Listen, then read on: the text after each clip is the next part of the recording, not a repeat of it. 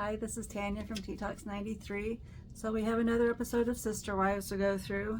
Sister Wives season 19, episode 15. This one is called Faith Can Move Mountains. It starts out with Mary and Parowan at the B&B with her friends.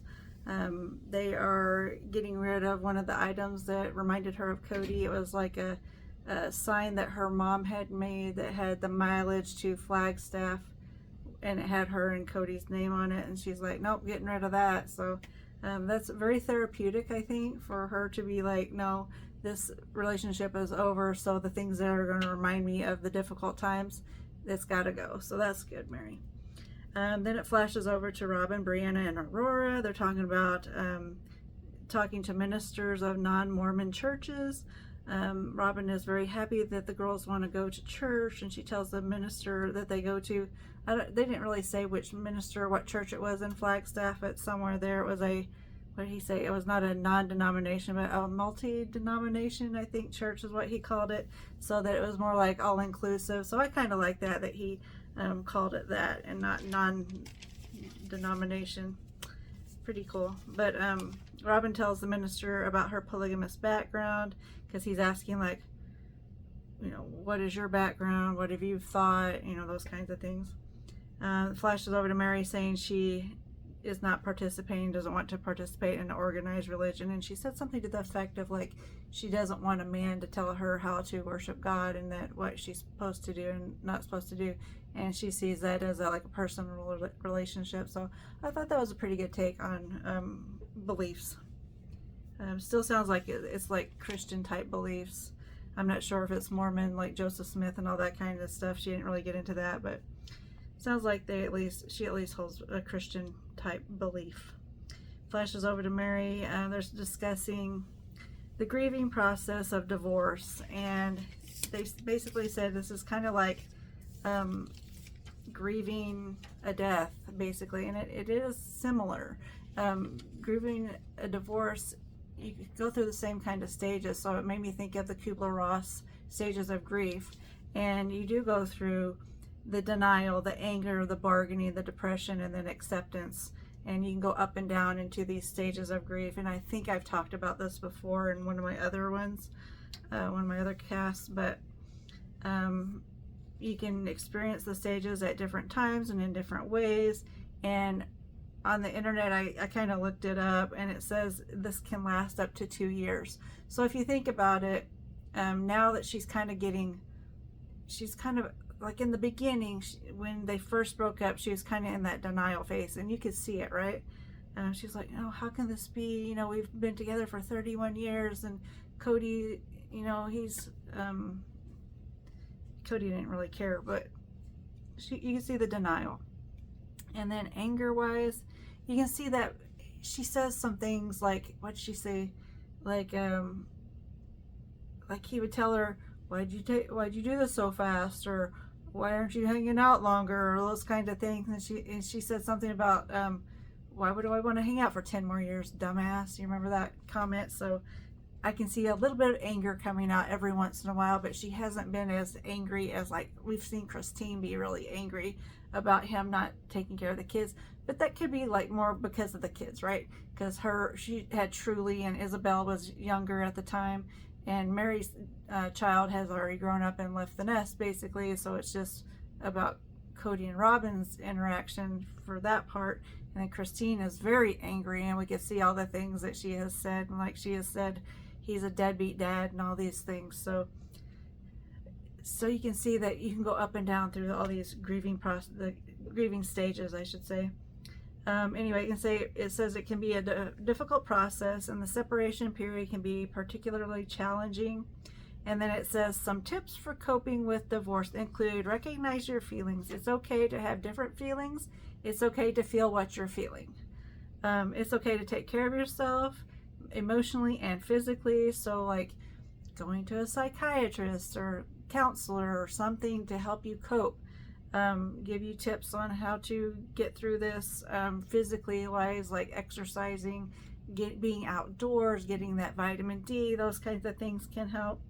Avoiding arguments with your former spouse, so try not to get into arguments. So she she pretty much did that. She did that probably, I hate to say it, better than the other ones did, but she would say that she didn't want to be that one in the argument or the, saying bad things about him. She just didn't want to be the angry ex-wife. So kudos to her for that. Of course, I'm kind of the type that I'm more like, get out your anger, don't hold it in. So if you actually have those anger feelings, I'm going to tell you.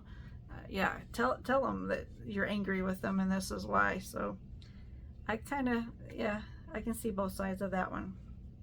Anyway, and it says explore your interests, so take time to explore what you like to do. So that's what Mary's doing, right? She went back to Parowan. She's running the B&B.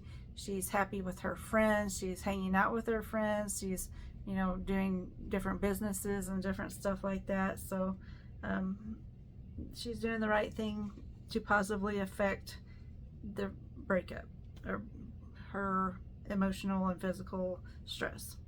And then try to think positively. So she put together, what is that? She has that group, I can't remember what it's called, but I'm sure you guys know, that she is trying to encourage other people to think positively and to nurture their emotional and physical health and stuff. So that is the right track. Anyway, grief is a natural reaction to a loss, and divorce is multiple losses, such as loss of companionship, shared experiences, and support. And she did talk about this, and I may say it again in a little bit, but she talked about how she has not felt supported because she's kind of estranged from everybody. Like the one person that she was friends with in the whole relationship, in the plural marriage, was Robin, and now that she's the last wife and the only legal wife to Cody, it's kind of awkward to be good friends with your ex-husband's wife. So not much support. And then Leon, her child, is off doing their own thing, so maybe they're around sometimes, but not as much as the support she needs probably. But it is okay for Leon also to have their own life, so it's kind of different aspects. Anyway, Mary talks about the legal divorce and how she didn't feel supported through that. She didn't feel that she should have, she was having feelings, like she was having conflict of feelings at the time that she went through the legal divorce, because she was like, I know this is not supposed to hurt me emotionally, but it did, because she felt that loss of that legal paper that it kind of validated their marriage more so than the spiritual marriage. So she had both the spiritual and legal divorce at the same time, and then she lost one, so she felt that loss at the time. So Mary has kind of gone through the breakup process with Cody twice, it seems like. And then Cody, he would say it's just a legal paper shuffle, it's not a big deal. And so then she's thinking, and I think the AUB, the fundamentalist Mormon group that they belong to, I think they also are like, oh, it's not a big deal. The spiritual marriage is just as strong as the legal marriage, so it doesn't matter who has the papers. But I mean, obviously these years we know that's not true. Anyway, so she was feeling probably a lot of guilt because she was feeling that loss of her legal marriage, and everybody else is saying you shouldn't be feeling that, and she's like, but I am. And that is a valid emotion and valid feelings to have. So it's perfectly fine for her to have been upset about that, and the family should have supported her. But like she said, Christine, Janelle, and Robin would not understand this, because in the beginning they did not have the legal marriage, and then Robin has not lost the legal marriage to Cody, so they wouldn't understand. And then like Robin's marriage to her previous husband did not involve polygamy, so it's a little bit different. But you can see how Robin was very upset and affected by that divorce, so she might understand, but she didn't support Mary through this, and she should have known to do that, I think. My opinions, though. Mary said that Cody and she and Cody were not in a good place at the time that they were legally divorced. And I kind of wonder, and I think a lot of other people have wondered, if it was Mary's effort to get on Cody's good side, to do something to make him happy with her, so that maybe it would heal some of their their poor marriage at the time. But she said that he also, it worked for like a month, she said, and then about 6 months later he just stopped going to her house. And yeah, when Cody was talking about the legal shuffle paperwork, that's all it was during the legal divorce. He said, yeah, we went out later, just me and her. We left Robin at home, and we probably made love that night. And that was, I about threw up because gross. I don't want to think about that. But Mary says that didn't happen, that at the time their relationship was rocky, and she would not have been comfortable to do that. So she said that did not happen. So Cody's a liar. He just makes things up to he tries to make himself look better, and it just makes him look worse. He should just tell the truth, and it is what it is, because we all know at this point. Mary says that, yep, I said this. And then she was talking about, so he was nice for about a month, and then he stopped coming around 6 months later. And then the catfish happened about 8 months later. So, and Cody is always like, that hurt my feelings that you went through the catfishing. And I think he talks about it next episode or something. But she was looking for somebody to support her and love her. And he was not fulfilling that need. And so she sought somewhere else to get that support. And unfortunately, she got catfish, but we all knew this, I think. And this is just her coming out and saying what happened. Then Christine talks about like the divorce, when they got the legal divorce, that she says, yeah, Robin planted this like occasionally, several times, but occasionally she would say, yeah, I have heard of other wives in polygamy divorcing their spouses so that kids that come from other marriages and they are brought into this marriage, they can marry that wife and get legally adopted. So this is what happened with Robin and Cody and Mary. So Robin says, no, that didn't happen. I don't even know anybody that has done that. And I think Christine is right, in my personal opinion. Of course, there's no way for me to know, but I don't think Christine is lying about it. I think it absolutely happened. And I think that for two reasons. One, I was listening to a podcast by an AUB member who said, yes, we have heard about people doing that. So it would not be out of the realm of possibility for Robin to have learned about that, and for her to, interject that comment every once in a while, especially while Cody is around and Mary is around, to kind of plant that seed so that maybe they would do it eventually. So that's the first reason. And the second reason is, like, it showed a flashback whenever Robin, when they were talking about getting the divorce, it showed a flashback of her being she was crying and she was so happy. It was like happy tears that Mary was doing this great thing for her. And Robin says now that she didn't want to be legally married to Cody.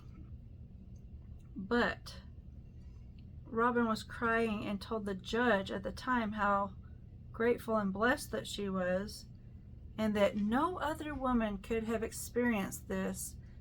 Only a sister wife could experience this. So I think Robin did plant or mentioned it a few times, and I think planting it, saying it here and there, made Mary think, oh, that would be a good idea, and I think maybe Cody would value me more if I helped them out in this way. And so I think that's why she did it. Goes back to Robin and the girls, Brianna and Aurora. The girls were talking about not wanting to be in the fundamentalist Mormon religions at all.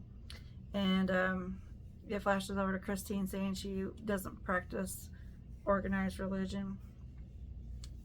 So she may believe in she may be a Christian or believe in Christian-based, have Christian-based beliefs, but she doesn't go to any churches or anything. Aurora and Brianna say they have experienced not feeling welcome in churches before that didn't have the same beliefs that they did. Robin says, oh yeah, Robin kept saying our church, my church. She says that polygamy is not something that her husband wants to do when she's talking to the minister. And she doesn't say we. So she's saying our church, my church. She's talking about the AUB. And she doesn't say we don't want to practice polygamy. She says my husband doesn't want to practice polygamy. So later she says that she would practice polygamy if basically it's done the right way, or if there was a guarantee that it would work out. But after losing all the wives and for the family failure, she doesn't want to live it if there's not a guarantee it would work out. She says that Robin says that becoming monogamous made her lose her identity, or she implied that. She says she still wants to, yeah, I said this. If it was a good marriage, she would want to live polygamy. She says the family falling apart has been traumatic for her. But she also talks about still believing in getting married by people with authority. And I was watching Growing Up in Polygamy, so if you haven't watched that one, you should, especially this episode, because they talk about, like, I guess Mormon, the mainstream LDS Mormon, fundamentalist Mormon, AUB, Kingston Clan, all of those, they have to have a direct line of authority from God to the angels to the chosen one, right? And those people give authority to whoever they deem worthy to perform marriages or any kind of rituals that they have. So this is what she's talking about. She still believes in people needing that authority. So if she goes to these other churches that are not Mormon, at least, then who gave them authority? They just go to monastery and learn how to speak in front of people and about the Bible and things like that. So nobody really gives them authority in her mind, in their faith. Me growing up as a Christian person, as a child, the authority would have come directly from God in that case. So basically God would speak to your heart, and then you go to the monastery and become a minister that way. That's the difference of the belief. And then I think she would want to be part of her church again. And she keeps calling it our church, our church. And I think it's the fact that they live so far away from their church. I kind of wonder if, like, they lived in Salt Lake or somewhere that had the AUB, that if she would leave Cody and go back to somebody at the AUB. It's a question. But Robin seems to blame the wives for the family failure, and I don't understand how she does not resent Cody from ripping her away from their church, because he's like, no, we don't believe that anymore. We don't. He doesn't, and he puts the we as like he's forcing Robin to follow his beliefs, and Robin's going along with it. So, like, for me, I didn't grow up in a Mormon church or anything like that. Like I said, I grew up in a Christian church. But if I have that belief and I want to stay in that faith, then I would pretty much tell my husband to hit the road or to go to his own church, and I'll go to my own church or whatever. We got to figure out a way to get along with the disagreement of our beliefs, or it's not going to work. So, and then I also heard an AUB member was doing a podcast and said that if Robin wanted to leave Cody, and if she went back to Utah, she could find another man to marry. They would take her in a heartbeat. So I've heard of like other groups, fundamentalist groups, that if there's a failure, if you lost a bunch of wives, if there's a failure of the family to succeed as polygamy, then if the wives want to go back, the wives are welcome, the men are not. So the men basically get excommunicated, and then if the wives want to rejoin, they just have to basically proclaim that they still believe and that they want to be a part of this religion and all their policies and whatever they do, and there will be a man that will marry them. So if she is that serious about leaving Cody, then she would be welcome with probably open arms to go back into the AUB religion. Flashes over to Christine and her daughters. They go to try on her dress, the custom wedding dress, and Christine just loves it. The girls love it on her. They love that their mom's so happy, and Christine talks about her girls being her best friends. And then it flashes over to Cody, like basically wishing Christine well in her marriage. So that was nice. And he didn't look like he was getting irritated when he said it. So hey, maybe we're getting somewhere with him. But also it seems like sometimes we're getting somewhere and then all of a sudden he like reverts back to his jerkness. Anyway, goes back to Mary having a housewarming party. And I noticed she is a little bossy, telling people what to do, and that should be there, and you shouldn't do that. It's kind of funny. But, I mean, Mary's Mary, and you take her or leave her, right? And then she was talking about changing her name maybe to Davenport, because that was was it Lizzie Davenport, or whatever the lady's name that owned the B&B years ago, that she got it back into the family. Her last name was Davenport. So, Mary's maiden name was Barber, so she doesn't want to go back to her maiden name. She doesn't really want to keep Cody's last name, so she was playing with the idea of going to Davenport. I kind of looked up to see if she actually did it on the internet, and I think that was IMDb looked like she had signed some papers saying Davenport, so that may have possibly happened. I thought it was kind of interesting, and honestly, I like the last name Davenport better than the other two. Flashes over to Christine and David's wedding shower. The girls put it all together and decorate for them. And Isabel's talking about how McKelty is always bossy, and then but if Aspen gets bossy, then you know it's a big problem. So that was kind of funny. And it flashes over, keeps flashing back and forth, kind of makes me dizzy. But Robin and the girls find a church to go try, so they get ready in the morning, and just the girls, and they're like, basically, we're gonna go assess the situation, see if we like it, and then we'll let Cody know our decision later. And then Cody basically was like, I will try to support them in this. So he's trying really hard, he says. Robin says that she keeps getting accused falsely from other family members about like the breakdown of the family, and Cody says it's Janelle and Christine spreading rumors. But I mean, oh gosh, people, we've watched this for 19 seasons now. We've seen what happened. Maybe initially that's not the way they wanted things to end up, but a huge part of this is Cody's not wanting to be with the other three women. And that's okay. Just own up to it, fess up, let them go, and be nice about it as much as you can. I know breakups always suck, and they're always hard, and you always have that anger and all the phases, right, that we talked about. But get through it. Stop talking about it. But also, he has not been supporting or really visiting with the one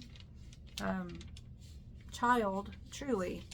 So that is a problem. You have got to take care of your kids, and you've got to, be available to be a dad. At least call her on the phone. At least, we have these tools now that you can Skype or you can Google time, FaceTime, all these things. He could have a relationship with his daughter if he put just a little bit of effort into it, and there's no reason for him not to. And any excuses he gives are just stupid excuses and bullcrap. Anyway, Mary goes back to Mary talking about when she bought the B&B. Cody thought it might be her escape plan, and then she says that he probably thought it was his escape plan, and he was probably hoping that she would leave him so that he wouldn't have to drag it out for how many years? Was it 8 years, 10 years after that? Anyway, but then she also says that the escape plan for him was the legal divorce. So I think she's kind of seeing things that she didn't see at that time, and she's seeing that it may have been a setup. So Robin and the girls come back from church and they update Cody. Aurora gets very emotional about church and that she enjoyed it so much, and she's just missed having people that were supportive and not afraid to worship in the manner at church. She's crying when she's telling Cody, and Cody says, like, he had these relationships with the older children where he was pretty much telling them what they needed to do, which, like, on TV, he pretty much I saw him say, "This is what I believe. We would like for you to believe this, but you are your own person, so you have to come up with what you want to do."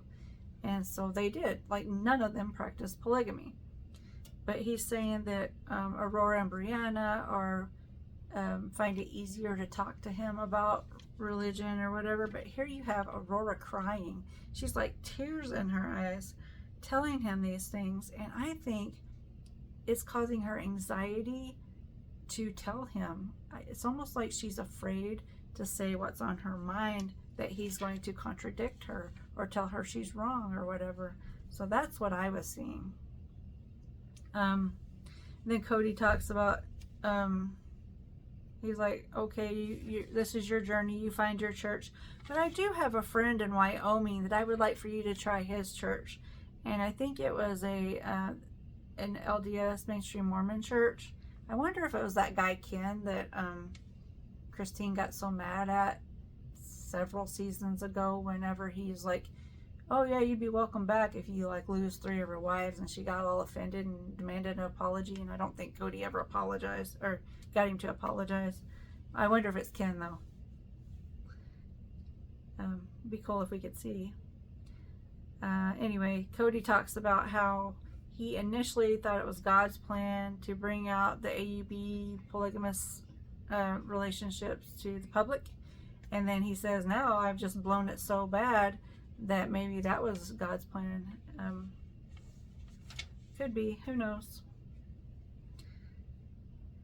But Cody was the one that did all of it, so none of it may have been God's plan. It may have been Cody's plan, and Cody failed at it. Cody thinks he knows better than anybody. He just told us last week that he refused to cut his hair because the AUB was like, you need to cut your hair because, like, in the Bible, you can look it up. I don't know what verses or anything. It's been a while, but some of the verses talk about like not worshiping things. Like, I mean, that's one of the 10 Commandments is like worship only God, or do not have any idols before me. So his hair is an idol. He is worshiping his hair. It's so crazy, isn't it? Worshiping your hair. Like his hair is before everything and everybody. It's so crazy. Anywho, that's my soapbox. Next, Christine and David, they have a wedding shower. Christine, of course, is like, oh, he helped me plan the whole time. We worked as a team. And she's like flashing back to Cody. I did everything and Cody just showed up. And it wasn't that big a deal, but all he did was show up and he wasn't even very happy about it. And then Cody says his wedding to Christine made him sad, and he wasn't even celebrating in his heart. And he said, I had a 1,000-yard stare or something like that. He says, but they did later find their special place in their marriage. So with 6 kids, I would hope so. Christine and David, like, they're having fun with all the people in their party, and they're playing games and stuff. And Janelle walks up to Christine and David and says, I'm not trying to cheat, because I think it was like they were trying to guess like all these questions, the answers to all these questions. But she's like, she was reflecting back on a time when Christine told her that David puts Christine's luggage on the rack at the hotel. And she said that, was it Christine first? Whoever. She said, Christine said that after the wedding, on their honeymoon, Cody puts his luggage on the luggage rack. And Christine's like, okay, I guess I'll put mine in the corner. So then later, Janelle goes, and the same thing happens to her. He takes the luggage rack. She's left putting her clothes on the floor. I always put mine on the bed, but I don't care. Anyway, so Christine and Janelle had a conversation about this not too long after, in those years. And then Christine, the first time she stayed at a hotel with David, David gets Christine's luggage and puts it on the luggage rack. And she was so shocked. So Christine said that when Cody did that to her, she was like, whoa, okay. Like, kind of taken aback. Like, that's not what's supposed to happen. You're supposed to be a gentleman and give it to the woman. But Cody was not that person. And then David is. So Christine took a picture of it and sent it to Janelle, because Janelle got it. She understood. And basically Janelle's like, and that's when I knew he was the man for you. So that is crazy. And then of course Cody's like, oh yeah, when you break up, there's always something to complain about, especially these little petty things. But I'm sorry, this shows your character. All these little simple things, the intricate things, the small things that people do when you love somebody, those show your character. Those show what's important to you. And when you are taking things and not sharing and making sure that you are okay and you don't care about the woman, that's red flags everywhere. I know somebody who is just like this, and they are very selfish. They don't give a crap. Like, if I died tomorrow, they probably wouldn't care. You know, those kinds of things. Like, as long as their needs are met and they can do what they want to do, everything's fine. It's narcissism, I swear. Narcissism. I think these men, like Cody and this person I'm thinking of, and several people that I know that happen to be male, especially in these organized religions, these high demand religions, they expect to be treated like kings, or to be treated better than the woman, at least. Like, they expect the woman to cook and clean and do the laundry and do all these things, and, you know, stay out of their way so that they can do whatever they want to do, and be okay with, like, oh, I'll go out and do whatever I want, but you have to stay home with the kids. Those kinds of things.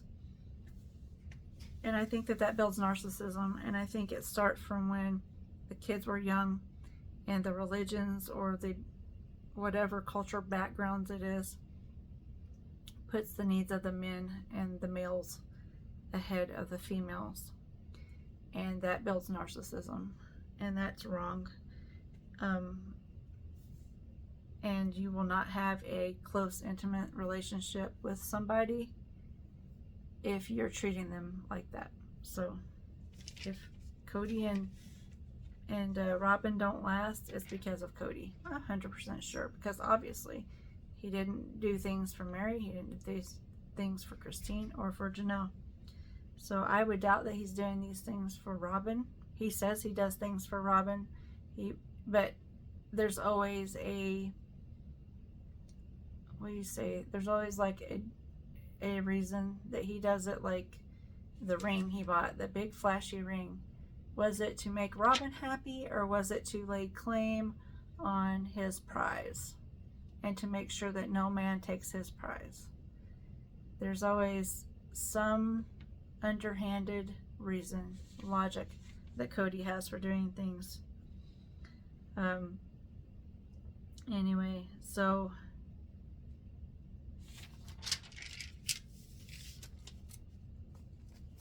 it seemed like he was nicer in the beginning, though, like in the early years that they put on the show. But I also, you know, he flutters around, buzzes around like a little bee, too busy to like really help them and do things. And then these women like became, like Janelle said, she became her own hero.